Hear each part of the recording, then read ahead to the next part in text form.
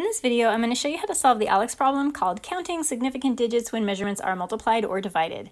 In this problem, you'll find 3 different multiplication or division problems, and it asks you to enter your answer with the correct number of significant digits. So let's start by talking about what that means. What is the correct number of significant digits for each one of these problems? The correct number of significant digits is going to be based on the number of significant digits in the two numbers that you are multiplying or dividing. So the first thing that we will always need to do is count how many significant digits we have in each one of these numbers. To do that, we move from the left side of the number to the right, just like we would be reading. We find the first digit from left to right that's not a 0. It's a significant digit, and every number after it is also significant. So this has 5 significant digits. For 48.15, 4 is the first non-zero digit, and everything after that is also significant. This number has 4 significant digits. Significant digits are a way of reporting the uncertainty in a number, and our answer can only be expressed to the same number of significant digits as the number that has the most uncertainty. So what we're going to do is compare the number of significant digits in the two numbers that we're multiplying. We find the one that has the least number of significant figures. So this is the one that is the most uncertain because it only has 4 significant figures instead of 5. And that is what will control the number of significant figures in our answer. I keep going back and forth between significant figures and significant digits. I'm trying really hard to stick with significant digits. So let's do the math on this particular problem. 963.29 divided by 48.15.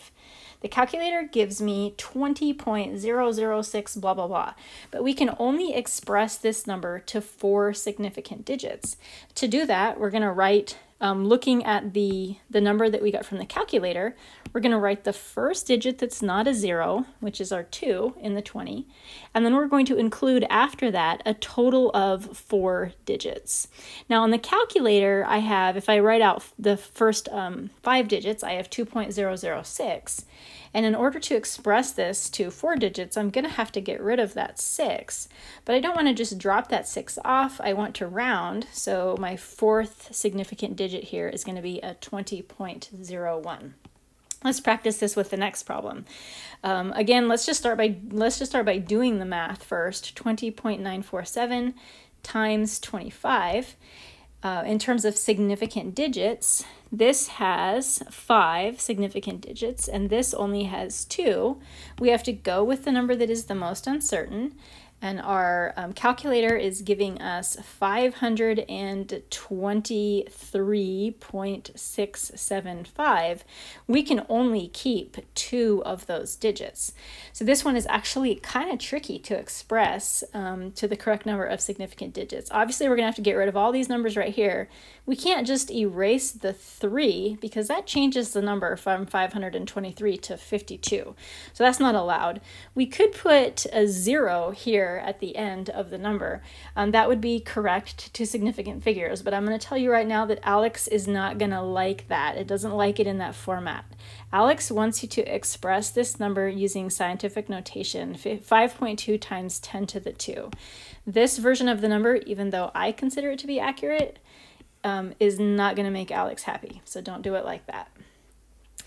And here is our last one. Let's do the numbers on the calculator. 358.1 divided by 66. That gives us 5.4257. We have a total of 1, 2, 3, 4 significant digits here and 3 significant digits here, which means we can only have 3 in our answer. 5.42. I'm just going to keep that 5. We're going to have to drop this 5, which means we need to round this 2 up to a 3. So our answer is going to be 5.43.